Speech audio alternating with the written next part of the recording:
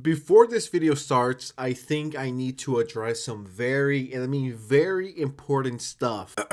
Yes, the rumors are true. I do have a twin, and he happens to have a YouTube channel. He goes by Dude with an Opinion. Not being biased here, but I think he has some bangers. My goal is to end the year with 100,000 subscribers for the second channel. So check it out. If you enjoy it, subscribe. Anyways, let's just get into the video. And once again, the second channel, my twin's channel, silly me. It's linked below, and now we can get into the video. Guys, I have to confess something, alright? I might have a tiny, very small, muy pequeño crush on Jake Doolittle. How could I not? His lovely peach cheeks, his last name, Doolittle. I want to be Oscar Doolittle. I know what you're all thinking. Sensitive society, Oscar, rents cannot be that high. And unfortunately, it is. All right. It is. All right. So I gotta get back to the grind here. In all seriousness, some of you guys on Instagram have been telling me to check out the new video by the internet anarchist called The Deserved Downfall of Jake Doolittle. Now, I don't want to flex here, but I am quite knowledgeable about Jake Doolittle. I want to see what else the internet anarchist digged here. Jake Doolittle has become the textbook example of self-sabotage. He had everything a YouTuber could ever ask for, from a steadily growing channel to a loyal audience that loves their content.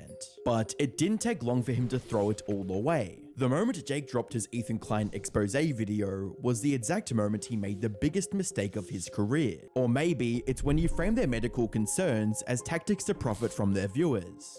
Klein claimed to have lupus, made money off of it, and then admitted that he made everything up and self-diagnosed himself. This is something that we discussed, and by we, I mean, yes, you and I, the audience. This is something that we all discussed about. As I was reading the comments, this dude legitimately had everything going for him. He was as safe as it gets. Even though I personally think his content is pretty trash, I don't see the appeal of it. I'd rather do anything else but watch him. He's safe enough. YouTube will love him. YouTube will promote him. I truly did see him like that. A safe guy that you could quote unquote trust, something that you could throw on the YouTube homepage. And I don't think that's gonna happen anytime soon. I do think bro is pretty cooked. I mean, since the last time we spoke of him, he's lost even more subscribers. No one's really watching. I mean, and then there's more videos about him. A day ago, 100,000 views by this guy, 900,000 views, 500,000 views, 200 million. I mean, not 200 million, 200,000. It'll be extremely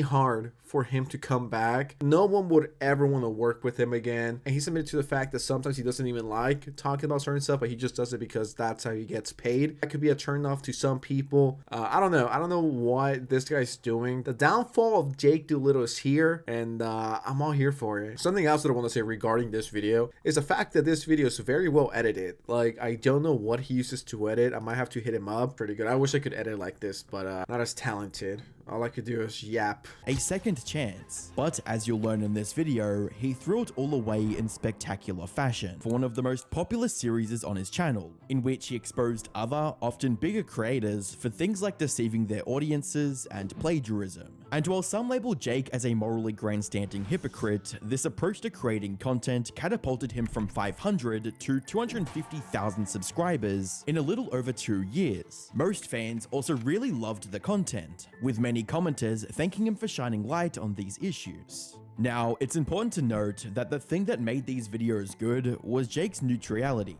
Most of his criticism of these creators revolved around easily provable facts, and wasn't influenced by his own feelings on the matter. That all changed in December of 2023, when Jake released his hit piece on Ethan Klein, one of the hosts of the H3 podcast. You know what? I'm gonna have to disagree on this, Mr. Internet Anarchist. You ask me, I think the downfall really started when he made that video about Orange Peanut, and he got a lot more eyes on him, and not in the good way. He had that, and then he had the whole Ethan thing, and then the whole give me money or donate to my charity type shit. But if you trace it back, I think it all started with Orange Peanut and that horrible video he made. I think that's where everything started going wrong. It was clear that this particular video was fueled more by a personal grudge than a factual analysis. Little did Jake know at the time, this was about to become the biggest mistake of his entire career. On the 13th of December 2023, Jake made a community post stating, a YouTuber with millions of followers pretended to have chronic illness, profited off of it, then said they made it all up, new video coming soon. This left viewers speculating on whether or not his next upload would have Ethan as the primary focus. focus. The wider H3 community and subreddits were obviously against this and tried to get Jake to reconsider his decision,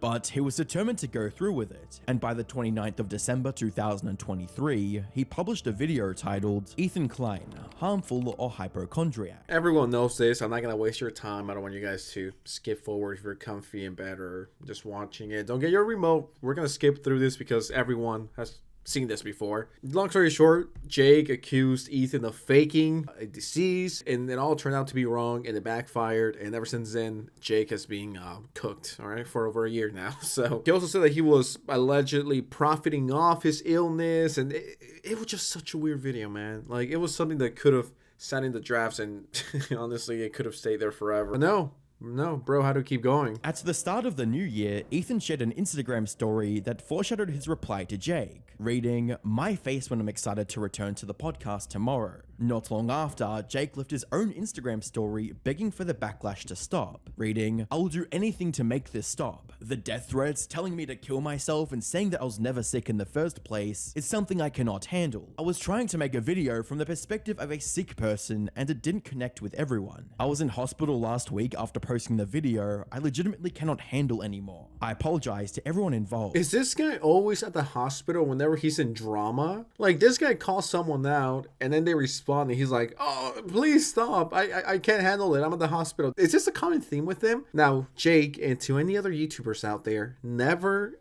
ever admit defeat. All right. Never be like, "Yo, please leave me alone. Please stop. Okay. I hate this getting to me." To me, he's just way too sensitive. He's like a baby that's somehow 24 and about to be married. If your whole channel is about criticizing people, and then the second people criticize you for a valid reason, all right, valid, that's a key word, you know, the job is probably not for you. And there's two ways to go about it. And I think both of them are valid. Either A, respond and say whatever you want to say, or B, ignore it. You don't have to respond to every single little thing. And it honestly does feel like Jake Doolittle is just way too soft. He just cannot handle this job. At least you tried and you got pretty far, but YouTube isn't for everyone. So my opinion, once again, I don't think it's a good career path for our sweet little Jake over here. On the 18th of January 2024, Jake made a 3.5-minute video titled My Recent Video, which was intended to be an apology to Ethan and everyone affected by the video he previously made. My intention was to stand up for a specific group of people, but instead I came across as an asshole. I didn't consider how my words would affect others, and for that I'm very sorry. Now, this wasn't a perfect apology by any means. He left out a lot of things that should have been addressed. For example, Jake didn't acknowledge his accusation that Ethan misled the audience for personal gain, nor did he explain why he took it upon himself to act as the champion of the chronic illness community. But as a commenter pointed out, it was a step in the right direction,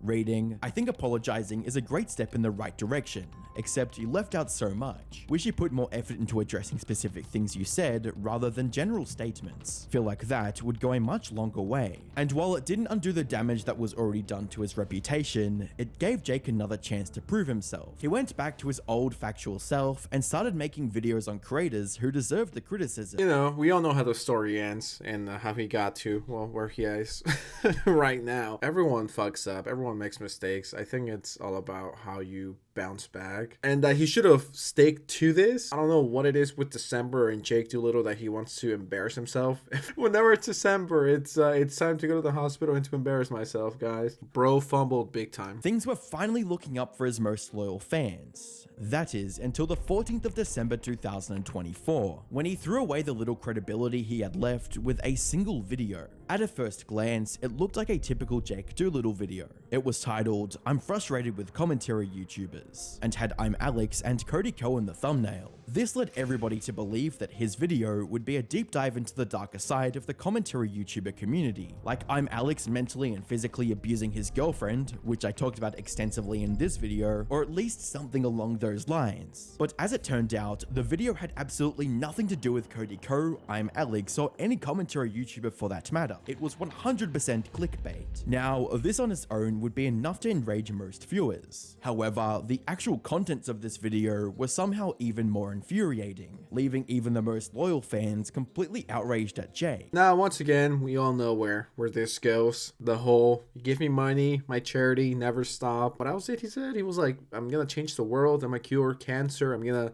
fix everything wrong with this country and the world. Jake Doolittle 2028. We all know the tragic story of Jake Doolittle's downfall. It's just such an embarrassing moment that if I would have made that video and then the hospital live stream, I wouldn't quit YouTube, but that shit would haunt me at night. How could I have made such a dumb video begging people to give me money, to give my charity money? I'm sure it haunts him in his dreams. You know how sometimes you lay in bed and you're like, damn, that was kind of cringe. I could see him doing this to the whole Never Stop situation or anything he's done over the last year. But yeah, I don't want to steal the Internet Anarchist full video. It's going to be linked below. I just thought, hey, let's check out some stuff that I haven't covered before. And sometimes I think us YouTubers were so divided because there's this community and then there's that community and then there's a insane community. But I think something that brought everyone together, right? There is the whole Jake Doolittle situation. Everyone, for the most part, is talking about it, or was at some point. But anyways, with that said, what do you guys think? Are you still rocking with Jake Doolittle, or you think bro is cooked forever? Whatever you guys think, let me know. And whatever you guys think, let me know. Subscribe to the channel. And yeah, thank you. I'm out. Bye.